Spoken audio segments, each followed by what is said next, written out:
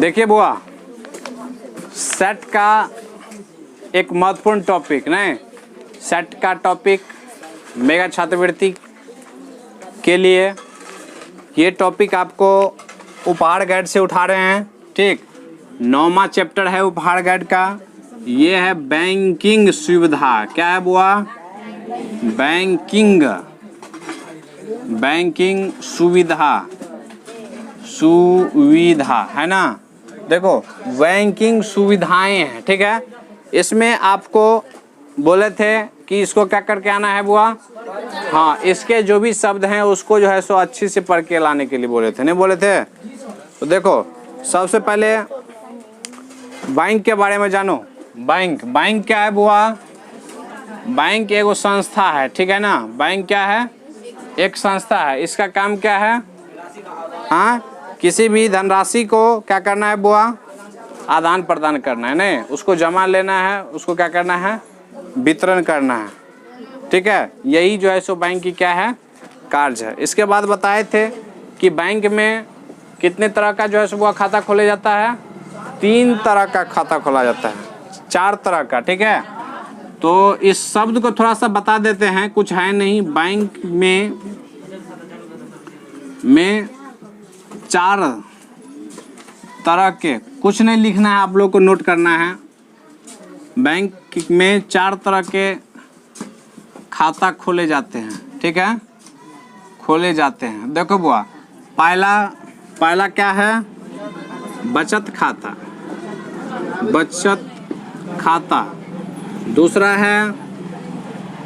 दूसरा है चालू खाता, ठीक है, चालू खाता। तीसरा है सावधि जमा खाता, ठीक है। प्रश्न आपको नहीं बनेगा, कब नहीं बनेगा प्रश्न? जब आपको इस चीज के बारे में मालूम नहीं रहेगा तब आपको प्रश्न नहीं बनेगा। आसान प्रश्न आप खो देंगे। चौथा है बुआ आवर्ती, ठीक है, आवर्ती जमा खाता। देखो बुआ, इस शब्द के बारे में थोड़ा सा चर्चा कर लेते हैं। देखो आवर्ती जमा खाता का मतलब होता है ऐसा खाता, ऐसा अकाउंट जिसमें क्या किया जाए बुआ? समय समय पे जो है सो मतलब बार बार जो है सो क्या किया जाए? उसमें जमा किया जाए, ठीक है। बार बार क्या किया जाए? उसको जमा किया जाए। जैसे महीने क्या होता है? जमा होता है ना। कोई भी चीज़, जैसे हम लोग ऋण लेते हैं, मान के चलो किसी से कर्ज लेते हैं तो क्या करते हैं? बार बार जमा करते हैं ना। तो उसी तरह से इस खाते में क्या होगा? बार बार जो है सो मतलब पैसा को क्या करना पड़ेगा बुआ? जमा करना पड़ेगा। सावधि जमा खाता में जो है सो एगो आपको जो है सो मतलब क्या आता है बुआ? एक समय के लिए, निश्चित समय के लिए उसमें जो है सो लॉक कर दिया जाता है, ठीक। एक के बार जो है सो पूरा फुल फीस जो भी पैसा होगा उसको जमा करके उसको बंद कर दिया जाएगा। मतलब आप उसको न तो निकाल सकते हैं, नहीं जमा कर सकते हैं, ठीक है। उसका जो भी होगा अमाउंट होगा बाद में जोड़ जाड़ करके आपको एक के बार दे दिया जाएगा।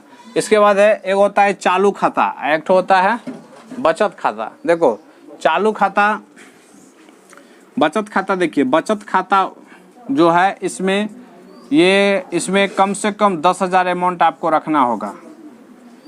10,000 रुपये अमाउंट बचत खाता में, ठीक। इसका कुछ अलग रूल रेगुलेशन है, समझ रहे हैं ना। इसके बाद ये जो चालू खाता है, चालू खाता में होता है कि आप कभी पैसा ले सकते हैं, कभी जमा कर सकते हैं। उसमें आप अपना बैलेंस को जीरो भी कर सकते हैं, ठीक ना। इसमें है बचत खाता में क्या है बुआ? जब ये 10,000 से अगर 1 रुपया कम हुआ तो क्या होगा? आपको जो है सो मतलब पैसा, हाँ 10,000 से तो पहले निकालने ही नहीं देगा। जैसे ही कम किया आप तो तुरंत ही आपको जो है सो फाइन चढ़ा करके ज़्यादा ले लिया जाएगा, समझ रहे हैं ना। 200, 400, 500 रुपया फाइन हो जाएगा आपसे। आपको हमेशा जो है सो 10,000 रुपया रखना ही होगा उस अकाउंट में, ठीक है। देखिए इसके बाद बैंक में जो जाते हैं, ठीक, तो पैसा जो निकालने का जो काम होता है वो 3 तरह से आप निकाल सकते हैं। कितने तरह से निकाल सकते हैं बुआ? 3 तरह से निकाल सकते हैं। एक तो होता है वाहक चेक, ठीक है।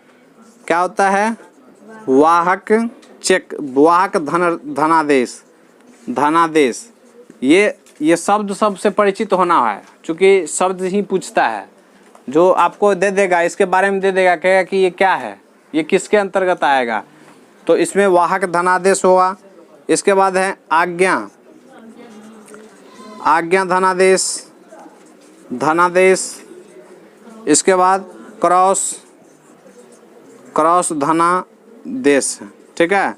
देखिए धनादेश का मतलब क्या होता है, यानी धन को आदेश करना, नहीं यानी जो भी आप अमाउंट जो है सो मतलब उससे लेना चाहते हैं, उस पर कभी कभी होता है ना 20,000 आपको ज़रूरत रहता है, तो क्या करता है, जाइए उससे लिखवा के लाइए, मतलब वो फिर अपना क्या करता है, साइन करता है कि उसके अनुसार बैंक में जो राशि है उसके अनुसार उस पैसा को वो देना चाहते हैं कि नहीं, 20,000 देना चाहते हैं कि नहीं, 50,000 देना चाहते हैं कि नहीं, 5 लाख देना चाहते हैं कि नहीं।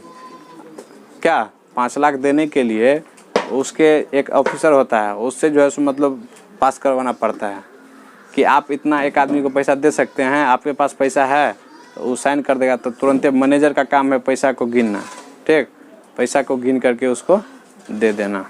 तो ये वाहक चेक में होता है। इसके बाद होता है आज्ञा धनादेश और क्रॉस धनादेश। तो इस शब्द को ध्यान रखिएगा। इसके बाद शेयर मूल, आप शेयर मूल तो जानते ही हैं, नहीं जानते हैं, शेयर शेयर ये सब पढ़े हैं ना। अंकित मूल को ही जो है सो समतुल्य मूल कहा जाता है, इस चीज़ को ध्यान रखिएगा। अंकित मूल को कौन सा मूल कहेंगे बुआ, देखो अंकित मूल को क्या बोलेंगे, हाँ सम मूल्य बोलेंगे, सम मूल्य। तो जैसे ही बैंक का काम होता है तो आपको अंकित मूल नहीं देगा, क्यों नहीं देगा, क्योंकि बैंक का अलग भाषा है, अलग लैंग्वेज है, अलग शब्द है, तो आपको प्रश्न में सम मूल्य दे देगा। तो ध्यान रखना है कि सम मूल्य का मतलब क्या होता है, अंकित मूल होता है, ठीक है। इसके बाद लाभांश, लाभांश का मतलब है लाभ के अंश, ठीक है। जो मूलधन जो हम फिक्स किए हैं, जो मूलधन उसको दिए हैं, जमा दिए हैं, उनसे जो भी लाभ हुआ वो होता है लाभांश होता है, उस चीज़ को भी ध्यान रखना है। शेयर, देखो शेयर का मतलब होता है, शेयर जो है सो कंपनी की पूंजी का जो है सो मतलब क्या है, पूंजी का अंश होता है। जैसे कहने का मतलब 5,000 का कोई शेयर कहीं पे कोई पूंजी में फंसाया, जैसे चलता है बाहर में चलता है, शेयर मार्केट चलता है, कोई भी चीज़ पे किसी का मूल्य पे जो है सो इतना रुपया फंसा दिया, तो उसमें होता क्या है, बाहर का जो है सो रेट खुलता है, मंडी का रेट खुलता है ना, प्रत्येक दिन जैसे आलू लेते हैं, परवल लेते हैं, पेट्रोल लेते हैं, तो सबका मंडी का रेट बना हुआ है, नहीं तो क्या करता है शेयर वाला सब, शेयर जो मतलब साझा करता है, जैसे अभी 94 रुपया पेट्रोल का दाम है, तो वो क्या करेगा, वो जो है सो मान के चलो वो 95 रुपया कर दिया, यानी तो 94 रुपया लिया है, ठीक। वो अपना शेयर जो है सो 10 लाख रुपया जो है सो 94 रुपया में जो है सो क्या किया, उसको खरीद लिया, ठीक है।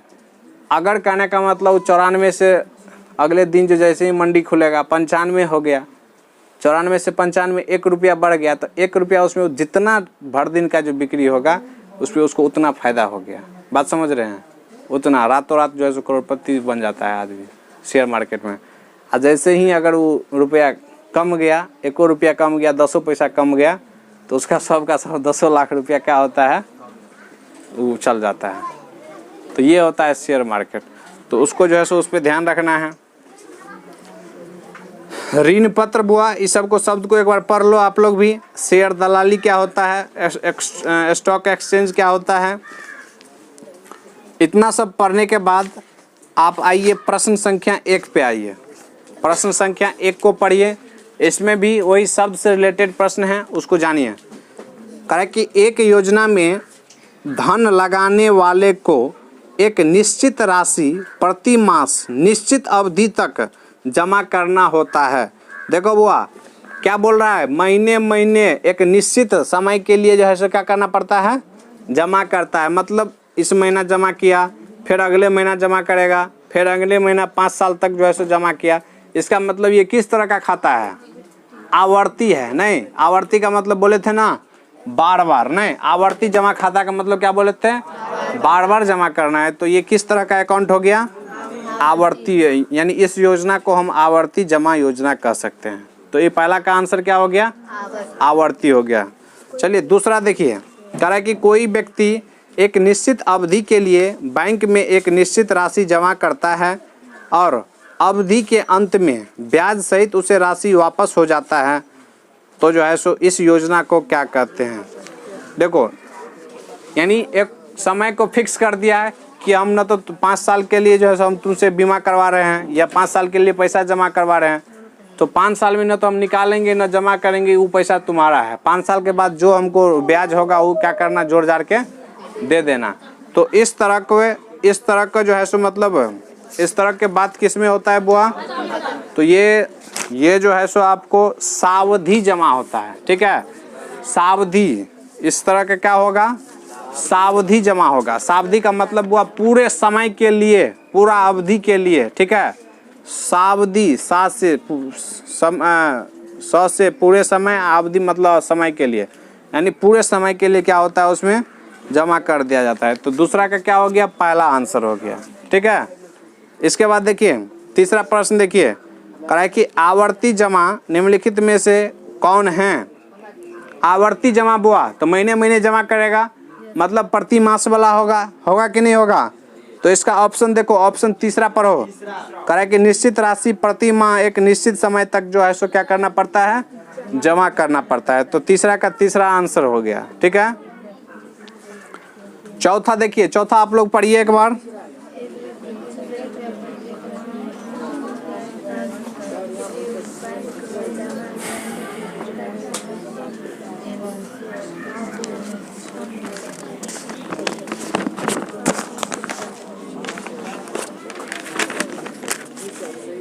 देखिए, कह रहा है कि चौथा प्रश्न कह रहा है कि एक व्यक्ति 300 रुपया प्रति माह 5 वर्षों तक, देखो प्रति माह आ गया, नहीं आ गया? प्रति, जैसे ही प्रति माह जमा करना होगा तो इसका मतलब क्या होता है? आवर्ती जमा, बात समाप्त। चलो अगला प्रश्न देखो, 5वां प्रश्न देखो बुआ। कह रहा है कि एक व्यक्ति 6 महीने के लिए 500 रुपया बैंक में 6% वार्षिक ब्याज पर जमा किया और अवधि के अंत में 515 रुपया मिश्रण प्राप्त हुआ, तो इस योजना को कौन सा योजना बोलेंगे बुआ? तो ये अवधि जमा हुआ नहीं, क्योंकि जो रुपया देना था एक बार दे दिया नहीं, जब समय पूर्ण गया तो उसको ब्याज समेत क्या हुआ, वापस कर दिया। तो इसको क्या बोलते हैं? अवधि जमा, ठीक है। छठा देखो, कह रहा कि कंपनी या निगम चलाने के लिए जितने रुपये की आवश्यकता होती है उसे क्या कहते हैं? हाँ, स्टॉक पूंजी कहते हैं। कोई भी चीज को चलाने के लिए नहीं, कोई भी चीज को चलाने के लिए जितनी रुपया की जरूरत होती है उसे ही स्टॉक पूंजी कहते हैं ना। जैसे भोज भात होता है, तो भोज भात होता है तो क्या करते हैं? पहले स्टॉक कर लेते हैं ना, नहीं कर लेते हैं? तो उस काम को करने के लिए जो पूंजी की जरूरत होती है, जो पूंजी जमा की जाती है उसे ही क्या कहते हैं? स्टॉक पूंजी, ठीक है। तो इसका आंसर छठा का क्या हो गया बुआ? पहला हो गया। देखो 7वां प्रश्न देखो, करे कि कौन सा निवेश अधिक लाभकारी होगा? लाभकारी, करे कि कौन सा निवेश जो है सो ऑप्शन के अनुसार लाभकारी होगा? तो देखो पहला में है 15% ऋण पत्र, मतलब इसका मतलब हुआ बुआ 15% कर्जा, ठीक है। 8% प्रीमियम का मतलब हो गया छूट, ठीक है। और दूसरा में है 14% ऋण और 4% छूट, तो ज़्यादा छूट वाला हुआ ना फायदा। तो इसका आंसर क्या हो जाएगा? पहला हो जाएगा। 8वां देखो, 8वां कह रहा है कि 20% वाले 4500 रुपया के स्टॉक से आय कितनी होगी? ये प्रश्न है बनाने वाला। 8वां प्रश्न देखिए, 8वां प्रश्न यहाँ पे कह रहा है कि 20% वाले 4500 रुपया के स्टॉक से नहीं, तो देखिए तो 20% यानी तो मतलब 4500 का 20% होगा ना, तो 20 बटा क्या हो गया 100, 2 जीरो से 2 जीरो कैंसिल हुआ ना जी। तो 45 गुना करते 90 और 1 जीरो, तो डायरेक्ट हो गया 900 रुपया। आसान सवाल था नहीं था? देखिए 9 नंबर प्रश्न देखिए, कह रहा था कि 5% लाभांश तथा 100 रुपया सममूल्य। सममूल्य का मतलब हुआ अंकित मूल्य, नहीं के सममूल्य के एक शेयर का लाभांश निम्नलिखित में से कौन सा होगा। 5% लाभांश बोल रहा है बुआ, मतलब लाभ का अंश कितना मिलना चाहिए, 5% मिलना चाहिए। तो देखो तो कितना पे, 100 पे ना, तो 100 पे 5% कितना हुआ, अरे 100 का 5% कितने हुआ, 5 रुपया ना। तो ये तो आसाने है, खाली शब्द का बोले थे आपको पहले ही। इससे प्रश्न वैसे एग्जाम में भी नहीं पूछता है, ठीक है। वैसे कभी दे दिया तो चलो कोई दिक्कत नहीं, उसको क्या करेंगे, हल कर लेंगे।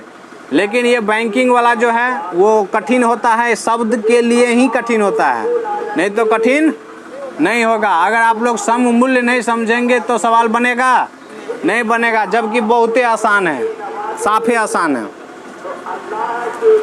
10 नंबर देखिए, 10 नंबर कराए कि 250 रुपये प्रति शेयर लाभांश की दर से 225 शेयर का कुल लाभांश निम्नलिखित में से कितना होगा। 250 रुपये प्रति शेयर यानी 100, देखो 100 शेयर पे कितना रुपया होता है उसको फायदा, 250 रुपया, ठीक है। तो कराए कि कुल 225 शेयरों पर कितना लाभांश होगा बुआ। तो देखो 100 पर जो है सो 225 रुपया होता है, 250 होता है ना, 250 होता है, इसीलिए 1 पे तो 250 बटा क्या होगा 100, इसीलिए 2500 पे 225 पे तो 250 बटा 100 गुना 225, तो इसको गुना करेंगे तो आपको आ जाएगा 562.50, ये आ जाएगा आंसर। और लास्ट है 11वां प्रश्न। 11वां प्रश्न है करे कि 10% वाले 4500 के स्टॉक से आय निम्नलिखित में से क्या होगा। 4500 पे इनकम कितना होगा बुआ 10%। तो देखो ऐसे लिखेंगे 10 बटा 100 गुना 4500, 2 जीरो से 2 जीरो होगा ना। तो इसको कटाया नहीं है, डायरेक्ट उसी रूप में छोड़ दिया है, तो यही क्या हो जाएगा आंसर हो जाएगा। छोटा था इसीलिए बता दिए। कल अगले दिन जब हम लोग आएंगे तो लॉग पढ़ेंगे, लॉगरिदम, ठीक है, लॉग पढ़ेंगे। ये जो चैप्टर है ये आपको 11th का चैप्टर है, ध्यान से पढ़ना होगा, बहुत भारी है।